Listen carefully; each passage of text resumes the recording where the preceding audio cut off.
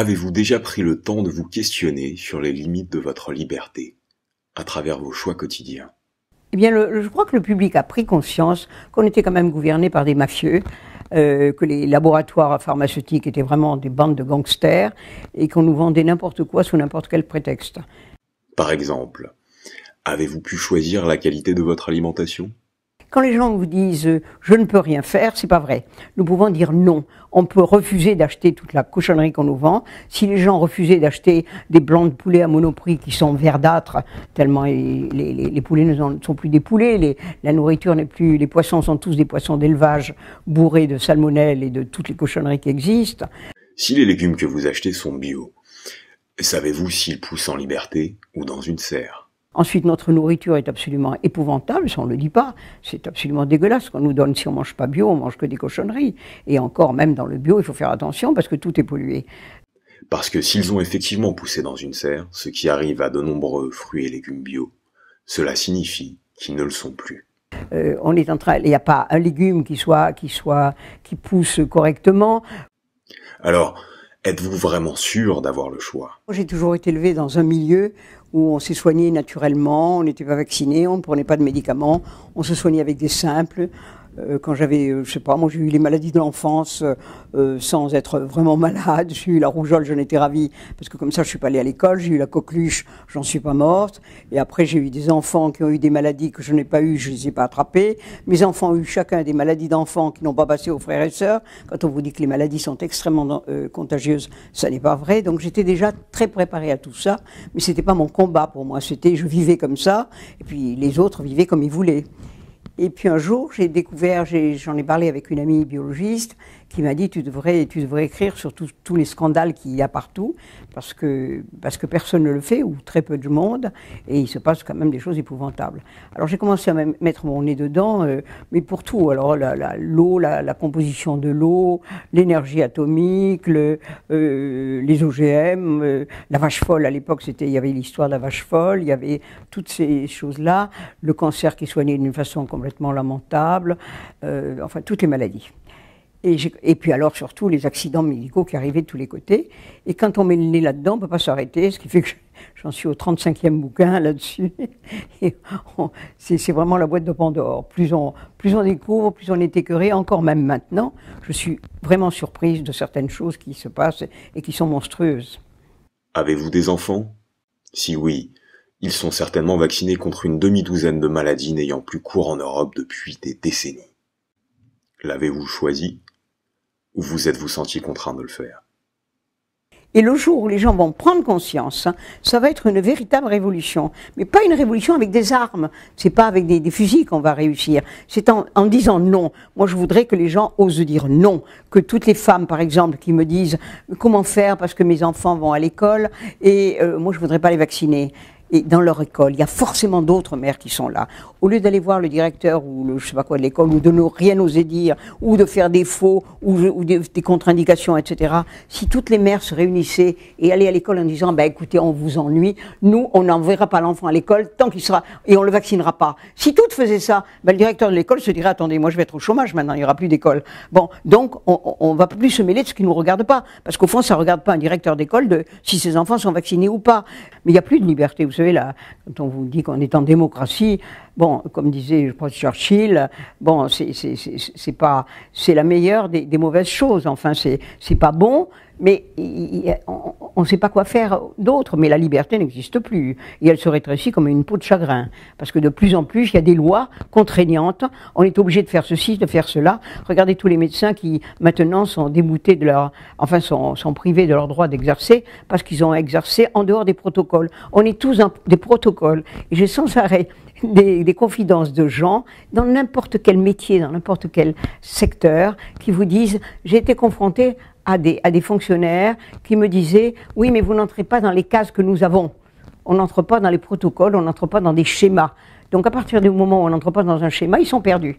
Parce que vous savez, tout est pré-mâché, enfin tout le travail est fait pour que vous entriez dans le schéma. Et à partir du moment où vous sortez, vous êtes vraiment le virus qu'il faut absolument combattre.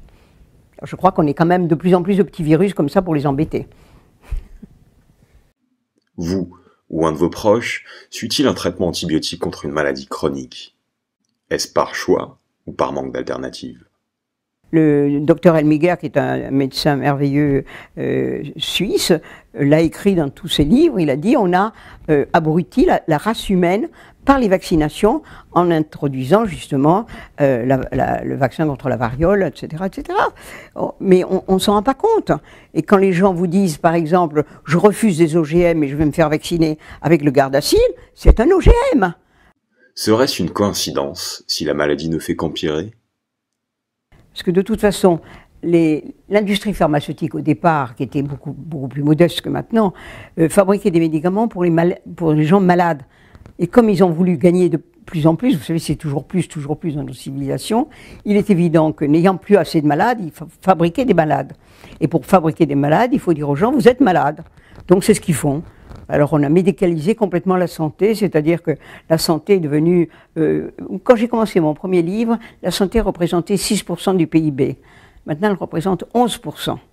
Donc la santé, c'est vraiment la chose qui motive le plus les gens, alors que vraiment, être malade, ça n'est pas normal. On peut être malade dans la vie, effectivement, sans être coupable pour autant. Mais la maladie n'est pas une chose normale, alors que maintenant, on vous explique que quand vous êtes jeune, vous avez des boutons, il faut prendre des médicaments, il n'y a qu'à attendre que les boutons passent. Vous êtes enceinte, on vous explique que vous êtes très malade, qu'il faut vous vacciner contre toutes les maladies pour que vos enfants n'en souffrent pas, et on vous rend malade. On a tout médicalisé, ne parlons pas des gens âgés auxquels on donne des quantités de médicaments avec des effets croisés qui sont extrêmement dangereux. Et alors on vous dit toujours, vous savez que la plupart des gens prennent maintenant, dans les maisons de retraite, les gens prennent jusqu'à 20 médicaments par jour. Comment voulez-vous que ça puisse agir? Les uns annihilent les autres, et puis il y a vraiment une pollution épouvantable. Sylvie Simon, qui enquête depuis plus de 30 ans sur des questions comme celles qui nous préoccupent ici, a accepté d'en parler devant la caméra de Réponse Bio. Afin de confronter l'éclairage de son investigation avec la réelle difficulté des choix de consommation, nous y entrecroiserons le témoignage de Sylvain Gauthier. À nos réactions brutes. Donc la liberté, pour moi, c'est d'avoir ce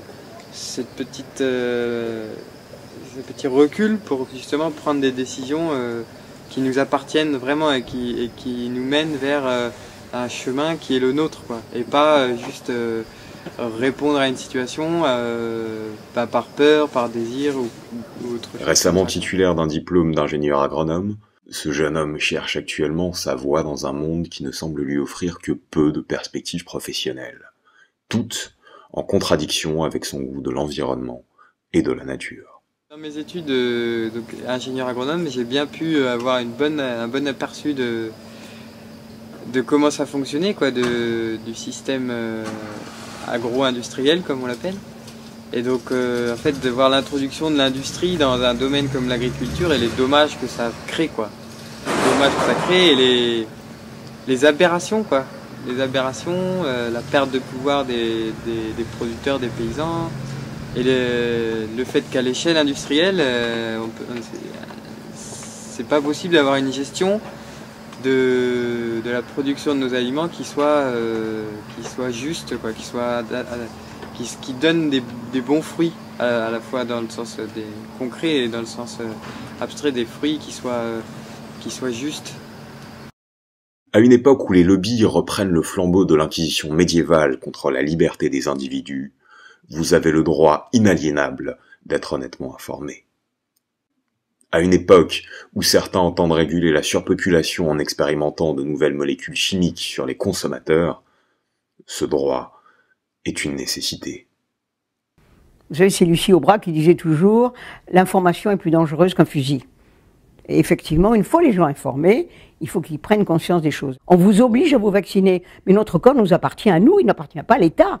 Et vous savez qu'il y a comme ça des gens dans les gouvernements qui sont payés, il y a des associations et tout, qui dénoncent des parents sous prétexte que les parents n'élèvent pas les enfants dans le système dans lequel il faudrait aller. On blâme les parents, par exemple, qui n'envoient pas les enfants à l'école. Qu'est-ce qu'on apprend à l'école en ce moment? On apprend la violence, on apprend la haine, on apprend la colère, etc., etc. Et on apprend des choses qui ne serviront à rien. Bon, l'école est une fabrique de cancres, c'est pas moi qui l'ai dit, il y a eu des quantités de spécialistes qui l'ont écrit. On nous apprend à être justement malade, on apprend aux enfants dès l'âge de 3 ans le parfait usage du médicament. On est complètement malade. Et quand on vous donne des conseils pour partir à l'étranger, on vous dit emportez vos médicaments d'usage, les médicaments conseillés dans le pays, les médicaments pour les épidémies, ça devient aberrant. Et les gens obéissent, c'est ça qui est incroyable. Ils obéissent à des stupidités. Je sais pas si j'aurais le courage d'aller à l'encontre de la vie du médecin, c'est ça qui est fou, quoi. En fait, quand ça engage que moi, c'est sûr que je ferai pas le vaccin. Quoique, hein, je l'ai bien fait pour aller en Inde. Et les gens sont tellement effectivement pollués par tout ça qu'ils ne réfléchissent plus. Ils sont devenus des espèces de clones. Ils font ce qu'on leur dit. Et je crois que les gens adorent cet assistanat. Les gens ont horreur de prendre des responsabilités. Vous savez, être averti et être conscient, c'est être responsable. Ils ne veulent surtout pas. Moi, je vois, il y a plein de gens qui me téléphonent en me disant « Qu'est-ce que vous feriez à ma place ?» Je dis « Attendez, moi, je ne suis pas médecin, je ne vous donne pas de conseils, je vous donne des informations. À vous de les traiter comme vous voulez. » « Oui, mais si vous étiez à ma place, je dis « Je ne suis pas à votre place. » Donc, les gens voudraient que vous preniez des décisions pour eux. Comme ça, c'est vous qui seriez responsable. Eh bien non, il faut refuser ça. Si tu pouvais changer le monde en claquant des doigts, qu'est-ce que tu ferais? Eh ben, je changerais la conscience des consommateurs. Et je leur dirais vraiment que le pouvoir, il est dans leur porte-monnaie et pas dans le bulletin de vote. Et que les gens, ils arrêtent de penser qu'on choisit un président une fois l'année et qu'ensuite on ne fait que le critiquer toute l'année et que nous, on peut bouffer de la viande et bouffer du sucre et des chips et être peinard devant notre canapé devant la télé, quoi. Il faut vraiment changer notre mode de consommation et choisir des produits qui représentent le monde qu'on veut, quoi. C'est-à-dire moins de viande, plus de produits qui respectent l'environnement, plus de fruits, moins de produits qui sont coûteux, qui sont produits de façon industrielle, comme les biscuits, les gâteaux, qui vont chercher l'huile de palme. Et si on veut arrêter ça, moi je crois qu'il faut que les gens arrêtent de consommer. C'est Coluche qui disait, si on n'achetait pas, on ne fabriquerait pas. Il avait raison totalement. Arrêtons d'acheter des cochonneries, et à ce moment-là, les gens seront bien obligés de faire autre chose. Je pense que c'est la non-consommation qui va changer tout. Si on disait tous non, c'est ce qu'on a fait en France. Hein. Remarquez qu'avec les OGM, par exemple, on est arrivé pour l'instant à les faire reculer. Mais il ne faut pas non plus croire que chaque fois qu'on fait des pétitions et autres, on obtient des résultats efficaces. Regardez ce qui s'est passé pour les gaz de schiste. On nous a dit qu'on les avait abandonnés. Il y a eu 70 permis qui ont été donnés dans la région parisienne. On a retiré 3. Et moi, tout le monde m'a téléphoné en me disant « Ah ah, on a gagné, il n'y a plus de gaz de schiste ». C'est pas vrai. Vous savez, quand on a affaire aux gros lobbies, ils sont têtus comme des mules, et s'ils n'arrivent pas à passer par une voie, ils passeront par une autre. S'ils ne peuvent pas le faire par la science, ils s'aperçoivent qu'ils ne peuvent pas, parce que les vrais scientifiques sont quand même avertis de ces choses-là, eh bien, ils passent par la politique. Et comme tous les politiques sont achetés, tous tant qu'ils sont, que ce soit... C'est pas forcément par l'argent, hein, mais c'est le pouvoir. Ils ont un tel goût du pouvoir qu'ils se disent que si contre ces gens-là, ils perdront leur pouvoir. Et tout plutôt que perdre leur pouvoir. Et quand on entend tous les hommes politiques vous dire moi je fais de la politique pour sauver la France par amour pour mon pays, je ne crois pas qu'il y ait grand monde qui les croit encore. J'espère qu'il n'y en a pas trop. Enfin, il y en a quand même beaucoup, parce que la plupart des gens sont allés voter en vous disant je ne vote pas pour la droite ou pour la gauche, je vote contre ceux qu'on avait jusqu'à maintenant. Mais quel qu'il soit, c'est pareil. À une époque, les communistes avaient comme devise blanc bonnet, bonnet blanc. Il faut qu'on se dise que quels que soient les hommes politiques, ils sont manipulés par des gens beaucoup plus puissants qu'eux. Quand vous pensez que le président Obama, qui est théoriquement l'homme le plus puissant de la Terre, puisqu'il dirige les États-Unis, sa femme a eu un procès par Monsanto, parce qu'elle faisait un jardin biologique à la Maison Blanche. Donc, des gens comme Monsanto sont plus importants que des gouvernements, il faut le dire. Donc, mais ils sont très peu.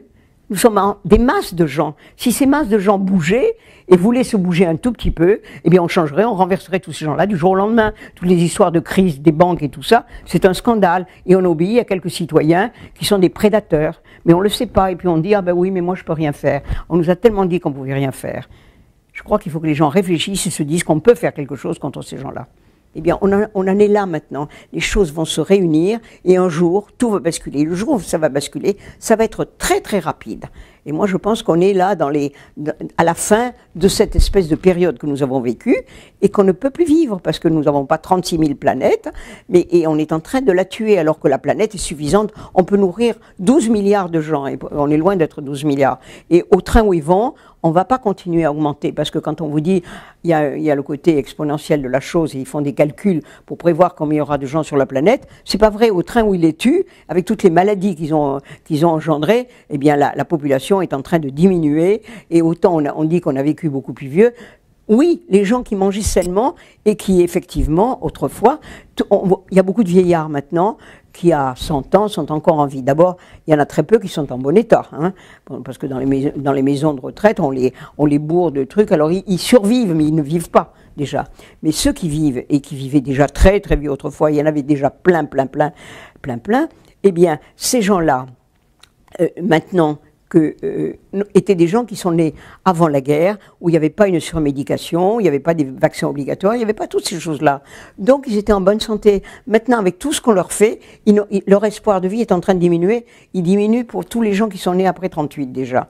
Donc, et ça, c'est paru dans la plus grande intimité. Je l'ai cité dans un bouquin en donnant exactement les références de cette étude. Eh bien, cette étude est en béton. Ça prouve que les gens qui sont nés après, donc au moment où on a commencé à polluer la planète, vivront beaucoup moins longtemps. Donc au train où on va, autant on a augmenté notre espoir de vie, ça va diminuer aussi rapidement. Je crois que pour l'être libre, déjà, il faut décider de l'être. Il faut avoir la volonté de l'être et il faut être capable de prendre ses responsabilités, s'assumer et surtout, évacuer la peur. Oui, ça c'est une bonne question parce que j'ai été confronté à ça pour partir justement en Afrique et en Inde. Et là, je l'ai fait par exemple. Je l'ai fait, je me suis soumis quoi. Par peur, justement.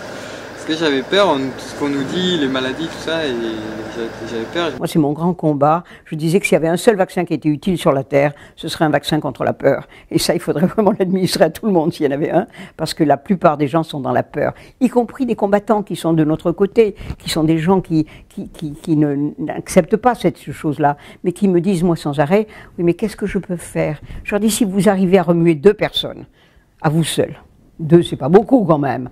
Bon, eh bien, 2 plus 2, avec l'histoire de la répercussion de tout ça, nous arriverons à gagner. Mais il faut que vous bougiez au moins pour bouger une autre personne que vous. Et à ce moment-là, c'est exponentiel et ça va exploser.